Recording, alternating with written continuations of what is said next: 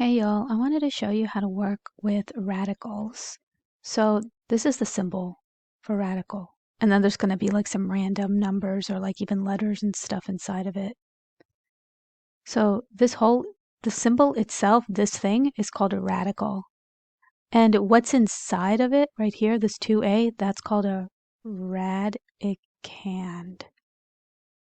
Right? So the radical is the shape. Radicand is inside the shape, right? So this right here is a square root, which is just like a radical. But if you throw a little tiny baby 3 on top, it's called a cube. So this is square root. And then this one is called cube root. The shapes are different. Like if you were to graph these, just in the traditional sense, a cube root would look like this. A square root would look like this. Let's say you have a negative inside, something like that. It could be anything. It's going to be called imaginary number. And that's going to be represented by the letter I. It's just a little lowercase I. But if the little negative sign is on the outside, then you're just going to put whatever the answer is in here, and then you're going to have the negative on the outside. So if it's inside, it becomes an imaginary number and there is no negative in front. If it's on the outside, it hangs out. It still stays in the answer. Right? So that's a little bit about radicals, if that helps. Let's work on some problems. We're just simplifying, right? So obviously it's much faster with the calculator, but there's different ways of doing it. So with 36, it's going to be 6. Usually you'll end up memorizing a lot of these. Like instinctually, I know 49 is 7, but here's the thing. Here's that negative that we were talking about. So the answer is actually going to be negative 7. For 121, it's 11. It's 11. With 50, it's not going to be a whole number. Let me see what it is, because I forgot. Let me get my calculator. So with 50, yeah, it's going to be like 0.7. No, it's going to be 7.07. So I can't do 7.07. That's like not a lot. It has to be a whole number. So what do I do? How can I figure out what the answer is if it's not a whole number? Well, we could break it down. Let's see. I know that 25 times 2 makes 50, right? We're just multiplying. If you take 25 and you take 2, it equals 50, which is exactly what is being requested here. So what does that look like? Well, the square root of 25, let's do an equal sign. The square root of 25 times the square root of 2 will give me 5. This 25 becomes 5. The 2 stays as it is. So what's my final answer? It's going to be a whole number of 5 with a little square root guy next to it.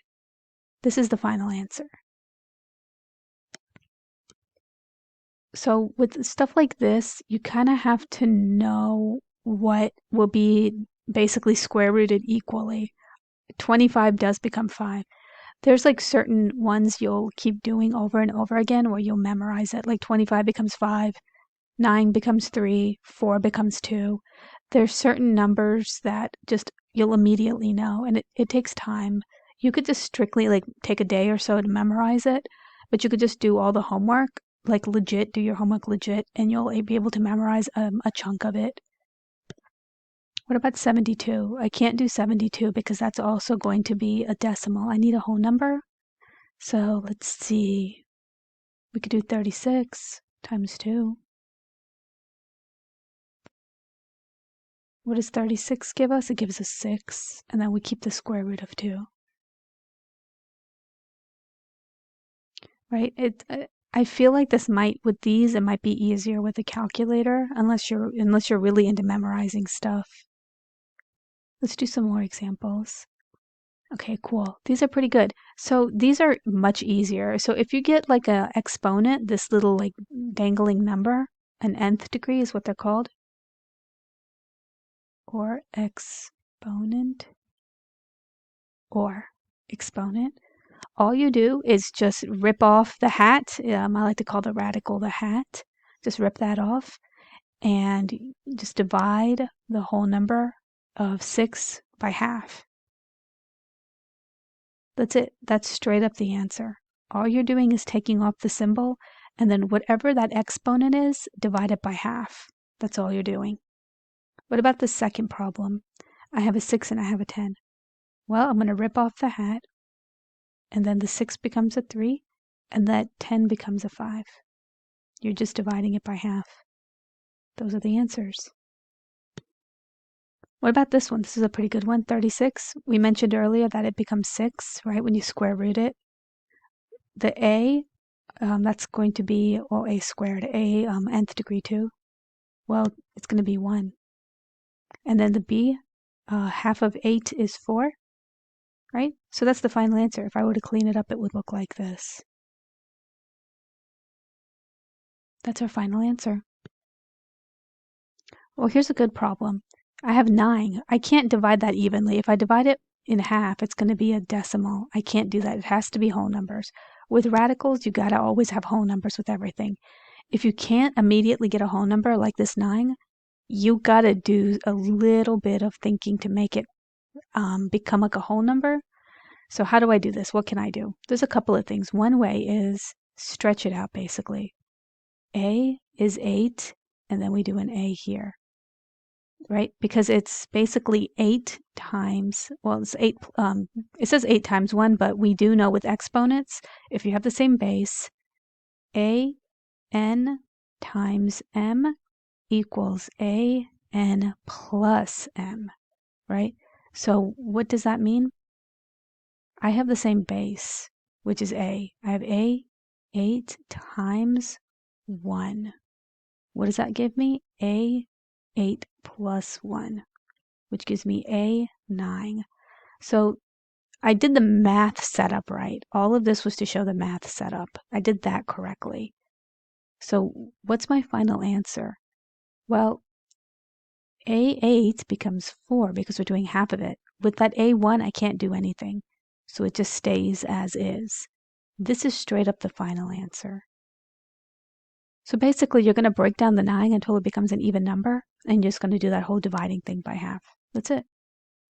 Right? Here's another one, 49. We know 49 is 7, and eventually we know it. Sometimes we don't always know it. Okay, so what about this A5 thing right here?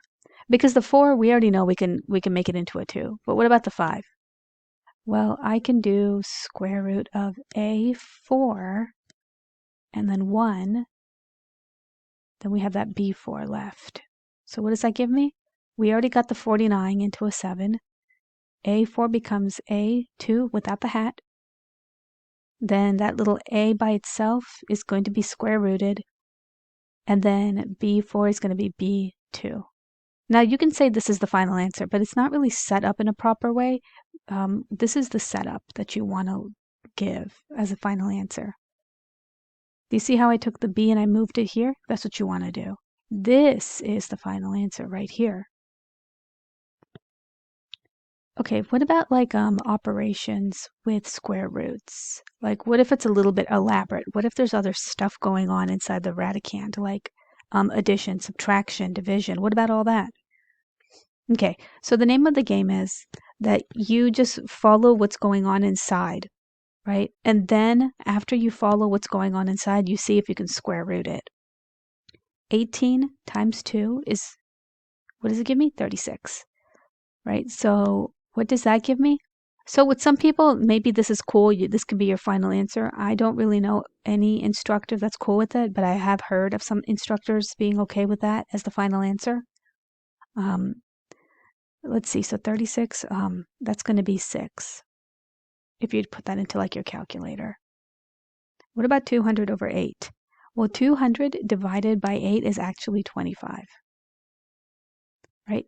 So what is the square root of 25? It gives you 5. Right? So do you see how I'm just working on the inside? And then when I establish whatever the answer is to that, it's at that point I will go ahead and find the square root. So establish what's on the inside. 17 plus 32, that's 789 right here. And that's 4, right? 1 plus 3 is 4. So I have square root of 49, right? So on your times table, that's a 7 because we square rooted it. 31 minus 16, well, that gives me 15. Square root of 15. There's nothing I can do with this. I can't like break it down any further. So this is the final answer. I think there's more. Yeah, sweet. Okay. Here's some really good ones. So we're going to go ahead and start putting stuff together where some of it's in the square root, some of it's not in a square root. Do you see how this 4 and 2 are just basically dangling? Those are actually called coefficients. Coefficient. Anytime there's a number, just naked number, just totally number here up front, in front of an alphabet, or even in front of like a symbol, it's called a coefficient. And if it's sitting inside the radical, it's called a radicand, right? So, and then this right here, this plus sign, that anytime there's a plus, minus, multiplication, division, equal sign, that's called an operator, since we're here and all. Cool. So we're learning all the secret languages. So how do I solve this? Let me get rid of some of this. How do I solve this? Because I have 4 square root of 3 plus 2 square root of 3. Did I say square root? Yeah. Okay. Well, how do I solve this? Well, you want to make sure you have the same base. The base that we're looking for is this. Anything inside the square root, that's the base. It has to be the exact same 100% same number. And then what I do is I take whatever it's asking me, which is adding, and I take those numbers and I put them together. So I do 4 plus 2 with the same base. What does that give me? 4 plus 2 is 6 with the same base. This is the final answer. What about this other one right here? 12 minus 6. Well, I'm looking at the same base first. So I do 12 minus 6 with the square root of 7. What does that give me? It gives me 6 square root of 7. This is my final answer. Let's try the third one. This is a good one. So I have 8 minus, I have an invisible 1. There's a little baby 1 just sitting there. And I have the same base, so I'm going to go ahead and write that down. What does this give me? 8 minus 1 is 7. And I'm going to keep the square root as is. Okay, so that's the final answer.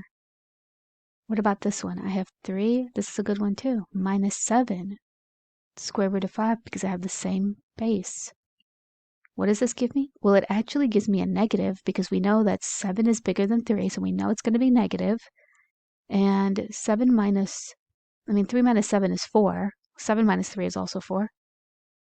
And we're going to put that negative up front with the square root of that same base. This is the final answer. We got to keep that negative in there. How do I know to use a negative? When you're subtracting, you look at the bigger number. Whichever one is the bigger number is the one that we keep. I think I said that wrong. If you're not sure what to do, just find the bigger number, and that's the operator you're going to use. Cool. So let's see. What happens if we are working on these problems and then we're noticing the base, which is these right here, they're not the same. Because in this little page right here, this little slide, all of them are the exact same thing. But there's going to be times where they're not the same. So how do I mess with it? What do I do now? I mean, it's pretty straightforward. Sometimes it does take a little bit of math. Like sometimes it takes a long time to get to the answer, but it's pretty simple. You just got to make one of them match the other. Well, what does that mean? Okay, so I can't do anything with 5 because like that's like a small number, but this 20, I can manipulate it in some kind of way where I'll end up with a 5 somewhere in there. So you can really only mess with the bigger number. The smaller number is kind of hard to do stuff with because it's pretty much like locked in. So usually it's understood, usually. That the smaller number is the one you're replicating, you're trying to copy. So let's see, I'm going to move the 20 over. So what can I do to make it have, I have to make sure there's a 5 in there. So let's go ahead and write down the 5 immediately. And I'm going to multiply it. What can I put in there that's going to guarantee that it'll give me an equal 20? Well, 4. 5 times 4 is 20. Right? So what does that look like? Well, it's going to give me 4 square root of 5, right? I got that from right here, minus my new 20, which is 5 times 4, right? So now I have the same base. If I were to square root this, it would give me 2. Here, let's rewrite it so it's a little bit easier to see. Okay, so I'm doing the 4 square root of 5, right? That's the first term it gave me, minus square root of 5 times square root of 4. This whole thing was 20. Remember we kind of agreed on that earlier? So now what do I do? Well, this can be square rooted. So it gives me, I'm going to put these in a bracket so we know it's all one little group. So I have 4 square root of 5 minus the 2, because that 4 became a 2, square root of 5. Do you see how it looks even now? It looks like it has the same base. So what does that give me? 4 minus 2. We have the same base. 4 minus 2 is going to be 2. We keep the same base. This is the final answer. Right? 5 squared, 2 square root of 5. That's the final answer. Let's try the next problem. I have 18 and 32. It looks like, looks like we might have to mess with both of them. Looks like you can't just find the smaller one and replicate it. Why can I not just use the smaller one to replicate? Because I can't really evenly do anything with both of them. I can't turn 32 into 18. I can't do it mathematically with multiplication. So what I can in fact find like something similar. So let's see. Let's try to see with 18. And hey, these are going to take a while. You might go through them for a long time. I remember when I first started doing these, I would be on them for hours. And it's still to this day, it still takes me a minute. So let's see. With 18, we can do 9 and 2.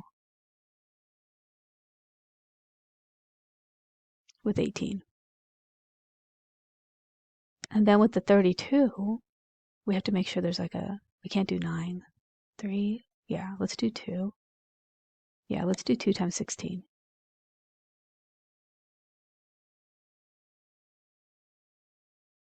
I'm going to separate this out.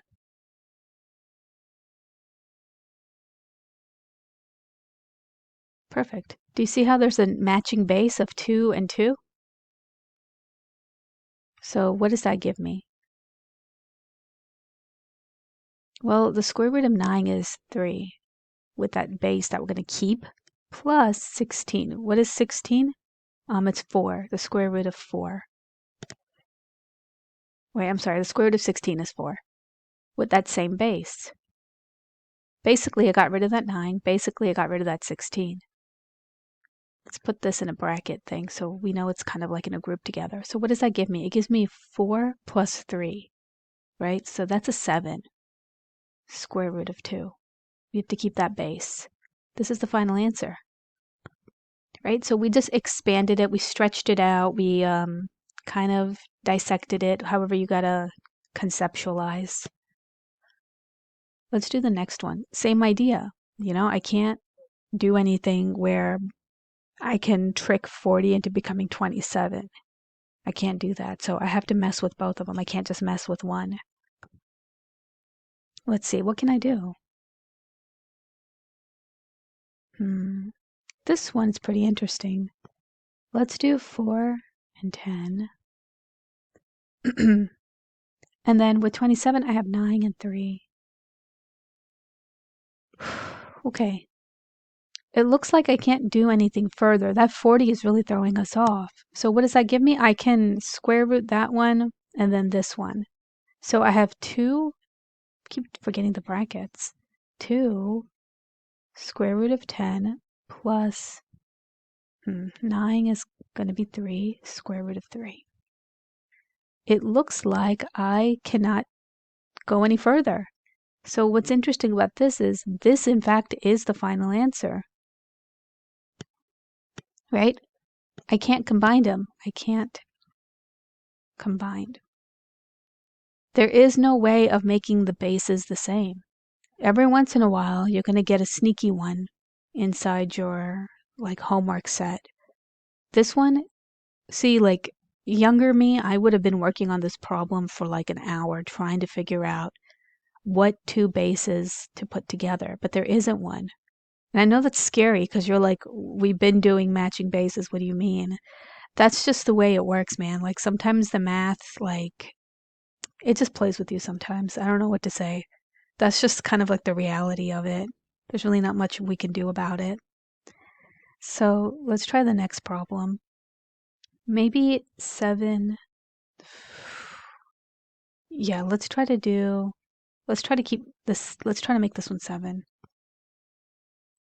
I think it's 7 and 4. 28, yeah. Okay, I gotta get my calculator out. Yeah, so let's make 28 into a 7. Let's try to manipulate it so we can get a 7. So I'm going to keep the first guy as is, minus the 28 becomes 7 times 4. What does that give me? It gives me 9 square root of 7 minus 2 square root of 7. So what is 9 minus 2? It's 7. 7 square root of 7. There we go. It's popular trig function. Okay, so with these, you kind of have to just figure out what can I do to trick both of them or just one of them into being the same number. So with both terms, this is a term, this is a term, anything between the operator is a term. So we got to figure out a way to make both terms have at least one matching number. That's the game. That's all you're doing. You're just making it match.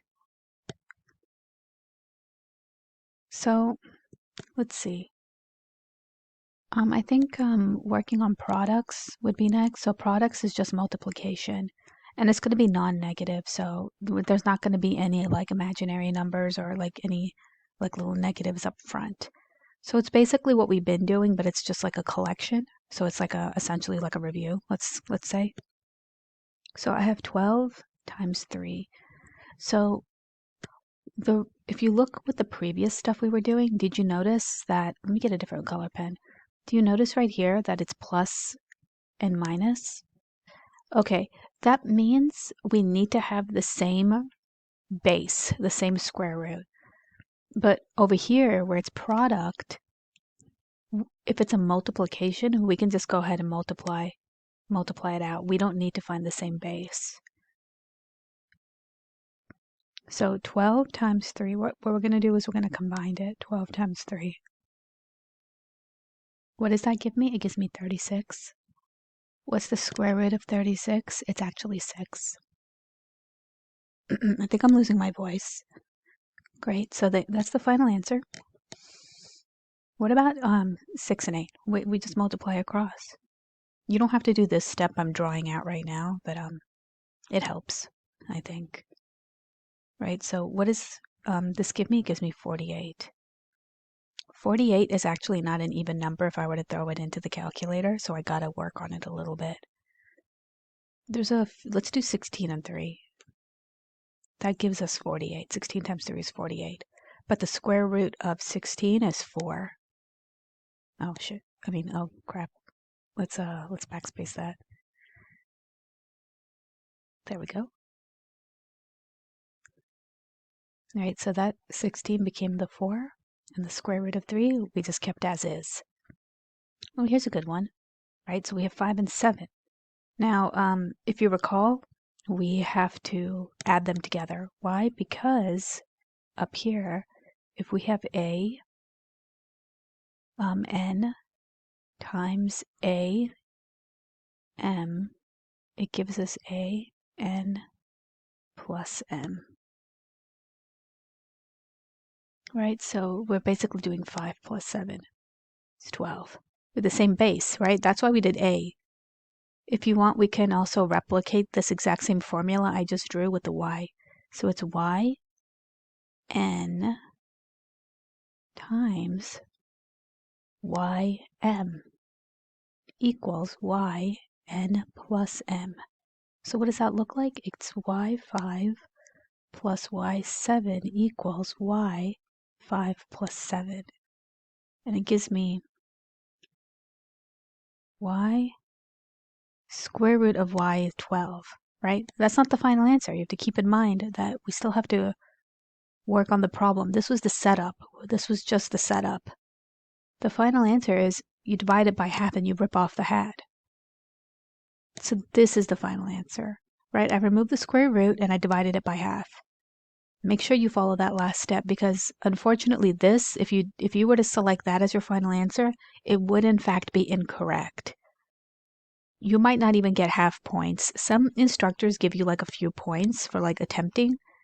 It might just be a completely incorrect answer because all you did is the setup. You essentially just blended it all together to rewrite the question. There was no solving of the problem. You basically rewrote the question. So make sure you follow through with the final step, which is y6. Okay, cool. So this almost looks like the same base, but it's not. So what do I do? Well, we can combine it because it's multiplication, right? So now what do I do? Well, we have 3 x's, x3, y3, right? And now what can I do? Well, we can pull some stuff out to make it even. y2, y1, right? Because we're trying to get the same base. Earlier, we didn't have the same base. So what does that give me? Well, it gives me x square root of x, right? That's this part. And then we have y square root of y, because those 2's, the nth degree of 2 became 1. And the ones that were already 1, they stay square root, right? So this is the final answer. If I wanted to clean it up, which I do want to clean it up, I'm going to do xy up front. I'm going to do x and y back here. This is the final answer. I just moved some stuff around. These are both correct, right? But the second one is a little bit more like polished, or let's say sophisticated version, right, of the previous answer. Let's do a few more, because I think I'm losing my voice. And let's see. So I have, oh, this is a good one. I have ABC, and then I have BC, and then I have AC. So what do? Let's combine them again. You could do that with multiplication. We're multiplying. Product means multiply, right? These little dots are multiply. So let's see, how many A's do I have? I have 2. I have 2 A's. How many B's do I have? Let's get rid of them as we go. I have 1, 2. How many C's do I have? I have a lot. 1, 2, 3, 4. Oh, this is great. This is all even. So what do I do now? Keep in mind what I just did was the setup. It's just rewriting the question. I am not solving it yet. I will in a second, but right now, this is just another way of writing the question. So that's not the final answer. What do? I divide everything by 2, and I rip off the hat, which would give me A1, B1, C2. This is my final answer right here. Great. Let's try the next question. Oh, this is getting elaborate. 5 times 2 is 10. Then you take that and you multiply it by 10 again. So 10 times 10 is 100. Keep in mind it's still square root. I have 100 now. Okay, how many A's do I have? Because we can combine. I have 1, 2, 3 A's. How many B's do I have? 1, 2, 3. Oh, perfect. Okay. What do I do now? Well, I I can't divide 3 by 50%. It has to be a whole number. So I'm going to pull some stuff out. 100 a squared a b squared b. Okay, what does that give me? Let's see. It gives me 10. And then the a becomes just an a, and I keep my square root a. This b right here becomes b, and then that becomes square root of b. This is my final answer. If I wanted to clean it up, it would look like this. 10ab, 10ab, square root of a and b. Be one little guy right here. This is also correct. Great. Here's another problem. Now we don't have the same base, but keep in mind we're doing product. If it said plus or minus, then yeah, I would have to do something to figure it out, which it probably wouldn't be able to do, but because it's multiplication, we can combine everything. What does that look like? I'm going to take the first two numbers, 3 times 2, and I'm going to take the square root radicand numbers, and it's going to be 2 times 5. What does that give me? Well, it gives me 6 square root of 10. And guess what? That's my final answer. It was that easy. What about this last problem before we close out? Let's see. What do I have? Well, it's a product, so that means I could multiply everything. So I'm going to take the coefficients, these numbers up front, and I'm going to multiply them together. And then I'm going to take the square root symbol, and I'm going to put the radicands together, which is the 2 and the 8. And what does that give me? Well, 4 times 5 is 20. Square root symbol, the radicand, everything inside the square root, is 16. Well, square root of 16 is actually 4, so it's 20 times 4, right? 20 times 4. What does that give me? 20 times 4 is 80. This is actually my final answer. These last 4 problems are really good. They all had something very interesting to offer. So, yeah, this is basically how you work with radicals. Keep in mind that when you have a multiplication, it's pretty easy. You just press everything together. If it's adding and subtracting, you got to make the base the same. Okay? I hope this helped. I do have stickers. I'm going to expand my shop a little bit if you want to take a look. Okay, take care, everybody. Bye.